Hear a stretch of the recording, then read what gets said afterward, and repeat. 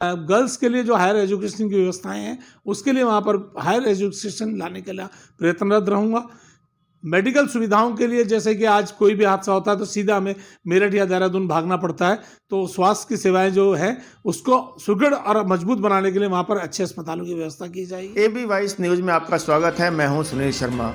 आज हम ऐसी शख्सियत से आपकी मुलाकात कराने जा रहे हैं जो युवा है, काफ़ी कर्मठ हैं और लखसर विधानसभा क्षेत्र से टिकट की कांग्रेस के टिकट पर अपनी दावेदारी पेश कर रहे हैं। विधानसभा 2022 में अपनी दावेदारी किन मुद्दों को लेकर कर रहे हैं, क्या उनका एजेंडा रहेगा, किस एजेंडे को लेकर वो लोगों के बीच में जा रहे हैं, वो हैं हमारे बीच में संजय शर्मा। संजय शर्मा से जानेंगे क्या आगे की उनकी रणनीति रहेगी।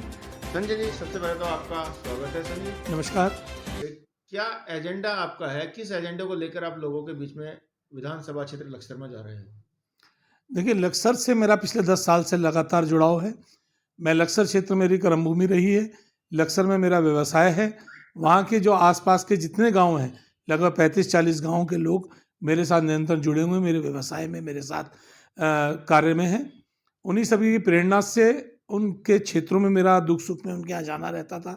उनके गांव में जब भी मैं जाता था, देखता था कोई ना कोई गांव की समस्या ऐसी थी जो निरंतर 2 दशक से वहाँ के विधायक रहते हुए भी वहाँ की जो बहुत मूलभूत सुविधाएं हैं उनको नकारात्मक सोच रखते हुए उन्होंने शमशान घाट जैसी जगहों की व्यवस्था भी अपने क्षेत्र में नहीं कराई है। जो वहाँ के दुख के साथ मुझे कहना पड़ रहा है कि बहुत ही दुख का विषय, जब मैं वहाँ के लोगों से मिलता था, किसी के दुख में वहाँ शरीक होता था, किसी के अपने साथी के प्रियजन के देहांत अवसर पर वहाँ पहुँचता था, तो वहाँ के जो शमशान घाट हैं उनकी ऐसी व्यवस्था थी कि बड़ा दुख होता था कि घुटनों घुटनों तक कीचड़ में हमें अपने दाह संस्कार के लिए अपने मृतक शरीर को लेके जाना पड़ता था। आपका जन्मभूमि हरिद्वार है, हरिद्वार जिले के आप रहने वाले हो, हरिद्वार में पढ़े लिखे हो जी। आप 2 बार नगर पालिका के आप सभासद भी रहे हो, एक वाइस चेयरमैन भी रहे हो, तो क्या कारण रहा कि हरिद्वार विधानसभा को छोड़कर आपको लक्सर जाना पड़ा? क्या कई मदन कौशिक का खौफ तो नहीं है आपके मन में? नहीं, मैं मदन जी से, जब भी मैं नगर पालिका में आप सबके सहयोग से रहा हूँ, शहर की जनता ने, माँ गंगा ने मुझे पूरा आशीर्वाद दिया है और निरंतर मैंने इस क्षेत्र की सेवा की है, लोगों का बहुत प्यार मिला है। लेकिन क्योंकि जब पारस कुमार जैन साहब हमारे यहाँ से विधायक का चुनाव लड़े थे तो पूरी विधानसभा एक थी, जिसमें लक्सर गांव में जा के हम लोगों ने प्रचार किया है। जैसे उस समय के नारे थे हमारे कि ना जूड़ा ना चोटी इंदिरा की पोती, जात पे ना पात पे मोहर लगेगी हाथ पे। तो हम लोगों को शौक थे, हम युवा साथी थे उस समय, तो हम लोगों ने टेम्पू में बैठ के कांग्रेस का प्रचार उस क्षेत्र में किया है।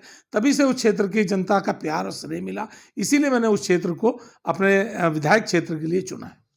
ऐसे क्या काम हैं जो आपने वहाँ के विधानसभा के लिए किए हैं अभी तक, उसी को आधार मानते हुए आप लोगों के बीच में जा रहे हो? ऐसे कुछ काम गिनाइए दर्शकों को। देखिए, मैंने वहाँ के जितने भी स्थायी युवा साथी हैं, माताएं हैं, बहनें हैं, उन सबको अपने व्यवसाय में अपने साथ जोड़ा है। उनको मैं कार्य पिछले 10 वर्षों से लगातार वहाँ हूँ, जिनके साथ मैंने रोजगार देने का, जो युवा साथी मेरे पास आते हैं कि भैया हमें कोई रोजगार चाहिए, उनको रोजगार मुहैया कराने का काम किया है। वहाँ के लोगों की दुख सुख में हमेशा कंधे से कंधा मिलाकर खड़ा हुआ हूँ। उनकी सेवाओं के जो भी मेरे से भरपूर प्रयास हुआ है उस क्षेत्र के लिए मैंने हमेशा किया है और निरंतर मैं हमेशा उस क्षेत्र के लिए जागरूक होकर कार्य करता रहूँगा। आप जो है टिकट की दावेदारी कर रहे हैं कांग्रेस पे। जी। कांग्रेस से अगर टिकट किसी वजह से नहीं मिलता तो ऐसी कंडीशन में आप क्या स्टैंड करेंगे, कहाँ स्टैंड करते हैं? क्या टिकट नहीं मिलने पे भी आप विधानसभा का चुनाव लड़ेंगे?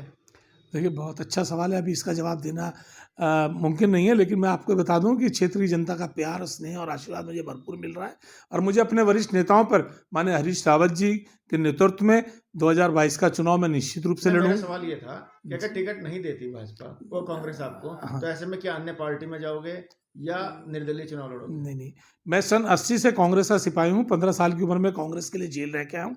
निरंतर कांग्रेस का झंडा हमेशा उठाया है और निश्चित रूप से मुझे पूर्ण विश्वास है कि मुझे हाईकमान अखिल भारतीय कांग्रेस पार्टी मुझे अपना प्रत्याशी बनाएगी। यदि ईश्वर के मंजूर नहीं होगा, किसी कारणों से मैं उनके आधार पर प्रयुक्त तो नहीं हो पाऊंगा, तो फिर मैं अपने साथियों के बीच जाऊंगा। बताइए कि फिर मैं टिकट की दावेदारी में किससे मुकाबला है आपका? मेरा टिकट की दावेदारी में सभी मेरे साथी हैं, सभी बुजुर्ग हैं, सभी लोग हैं। मैं दावेदारी तो मैं अपनी कर रहा हूं, मैं किसी के मुकाबले की बात नहीं। सब उपयुक्त है, हाईकमान को देखना है, जो व्यक्ति उपयुक्त होगा उसे वो सम्मान देंगे। लेकिन मुझे पूर्ण विश्वास है कि मुझे अखिल भारतीय पार्टी अपना प्रत्याशी बनाएगी और मैं जनता की सेवा करने के लिए 2022 में माननीय हरीश रावत जी के नेतृत्व में निश्चित रूप से कांग्रेस पार्टी का विधायक बनकर विधानसभा में पहुंचूंगा। कुछ ऐसे कार्य गिनाइए जनता के लिए, जनता के लिए ऐसे बताइए कि आपने क्या एजेंडा तैयार किया है। आप विधायक बनते हैं तो क्या कुछ वहाँ डेवलपमेंट करना चाहेंगे? जैसे आपने बताया शमशान घाट की कमी है, शिक्षा की कमी है, कोई हायर एजुकेशन सेंटर नहीं है वहाँ पे, तो ऐसे में आप आपने क्या एजेंडा तैयार किया है? देखिए, लक्सर की बहुत सी समस्याएं हैं। जैसे निरंतर आप अपने चैनल के माध्यम से भी फिर न्यूज़पेपरों में भी पढ़ते हैं कि रात को 7 बजे के बाद यदि किसी व्यक्ति को हरिद्वार से लक्सर जाना हो या लक्सर से हरिद्वार आना हो तो कोई भी सार्वजनिक परिवहन व्यवस्था वहाँ पर नहीं। के लिए व्यायामशाला, पहलवानों के लिए व्यायामशाला, कोई भी इस तरह का उद्धार पिछले 10 वर्षों में जो वहाँ के विधायक ने उन्होंने उनके लिए कोई इस तरह का काम नहीं किया है। सिर्फ वहाँ पर 2 फैक्ट्रियाँ हैं जहाँ पर वहाँ के स्थानीय लोग रोजगार का काम करते हैं। यदि पंडित नारायण तिवारी जी गवर्नमेंट होती है और कांग्रेस सरकार का विचार था, वहाँ भी एक शेड्यूल की स्थापना होगी। और मैं निश्चित रूप से हरीश रावत जी के नेतृत्व में 2022 में एक शेड्यूल की स्थापना लक्सर क्षेत्र में कराने का प्रयास करूंगा।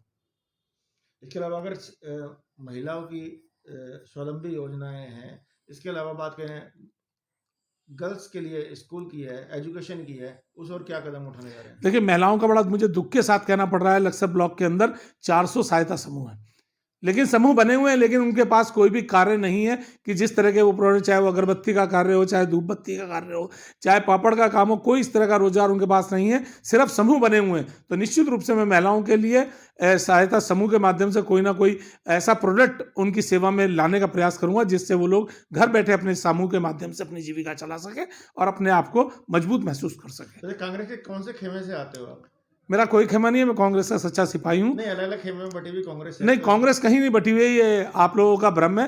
कांग्रेस माननीय सोनिया गांधी जी के नेतृत्व में, माननीय राहुल गांधी जी के नेतृत्व में कांग्रेस एक है। और निश्चित कांग्रेस की जो आप लोग बात करते हैं, कांग्रेस सिर्फ तिरंगे के नीचे एक समूह में कार्य करने के लिए तैयार है और निश्चित सब लोग एक साथ मिलकर कांग्रेस को 2022 में जीत दिलाएंगे। अगर कहीं पर बाहर का कैंडिडेट आता है, प्रत्याशी आता है, तो अक्सर ये बात होती है बाहरी और क्षेत्रीय वाली, कि बाहरी और स्थानीय प्रत्याशी, तो ऐसा नहीं लगता कि आपका विरोध होगा आने वाले टाइम में? नहीं, देखिए, मैं विरोध और उसकी परवाह नहीं करता हूँ, स्थानीय और अस्थानीय की बात नहीं करता हूँ। कांग्रेस पार्टी हमेशा जीतने वाले प्रत्याशी पे ही अपना दांव खेलती है और निश्चित जिताने का प्रयास करती है। बाहर अंदर की कोई नहीं है, जो जिसकी कर्मभूमि है। अब मैं कहना नहीं चाहूँगा, वरिष्ठ नेताओं ने भी अपने अपने स्थान बदल कर चुनाव लड़े हैं, तो ऐसा नहीं है। हमारे को पार्टी को ये देखना, जो व्यक्ति जीतने योग्य हो और पार्टी में सच्चा सिपाही हो और पार्टी का कार्यकर्ता रहो और विधानसभा में जीत कर जा सके, उसी पार्टी उसे अपना प्रत्याशी बनाएगी। आप जब विधायक बनते हैं तो ऐसे कौन से काम होंगे, या अभी ये मान लेके चले जाए कि जनता के बीच में अगर आप जा रहे हैं तो कौन से काम लोगों के बीच में अपना एजेंडा लेके जा रहे हैं, क्या उन्हें बता रहे हैं, क्या कुछ करोगे आप? देखिए, मेरा मुख्य उद्देश्य है लक्सर क्षेत्र को एक आदर्श विधानसभा बनाने का प्रयास करूंगा। निश्चित महिलाओं को स्वरोजगार उपलब्ध कराने के लिए कटोर उद्योग जैसे जो सरकार की बहुत सी योजनाएं हैं, जिन्हें निर्वर्तमान विधायक द्वारा नहीं क्रियान्वयन किया गया, उन सबको लाकर मैं महिलाओं को सुलभ बनाने के लिए प्रयास करूंगा। गर्ल्स के लिए जो हायर एजुकेशन की व्यवस्थाएं हैं, उसके लिए वहाँ पर हायर एजुकेशन लाने के लिए प्रयत्नरत रहूँगा। मेडिकल सुविधाओं के लिए, जैसे कि आज कोई भी हादसा होता है तो सीधा हमें मेरठ या देहरादून भागना पड़ता है, तो स्वास्थ्य की सेवाएं जो है उसको सुदृढ़ और मजबूत बनाने के लिए वहाँ पर अच्छे अस्पतालों की व्यवस्था की जाएगी। युवाओं के लिए स्टेडियम नहीं है, हमारे यहाँ उत्तराखंड में भर्ती निकल रही है, लेकिन हमारे युवाओं कैसे अपने शरीर को अस्पुष्ट बना के भर्ती में भागीदारी करें, उनके लिए स्टेडियम की व्यवस्था, जो कि बहुत ही वहाँ के युवा साथी मुझसे निरंतर मिलकर कह रहे हैं, भैया हमारे खेलने के लिए मैदान नहीं है।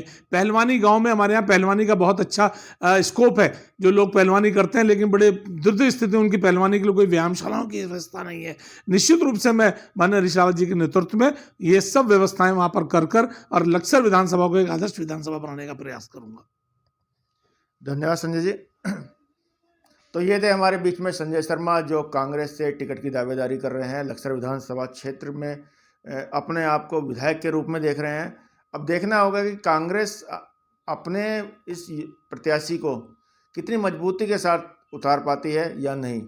मैं अपने सहयोगी संजय बंसल जी के साथ सुनील शर्मा।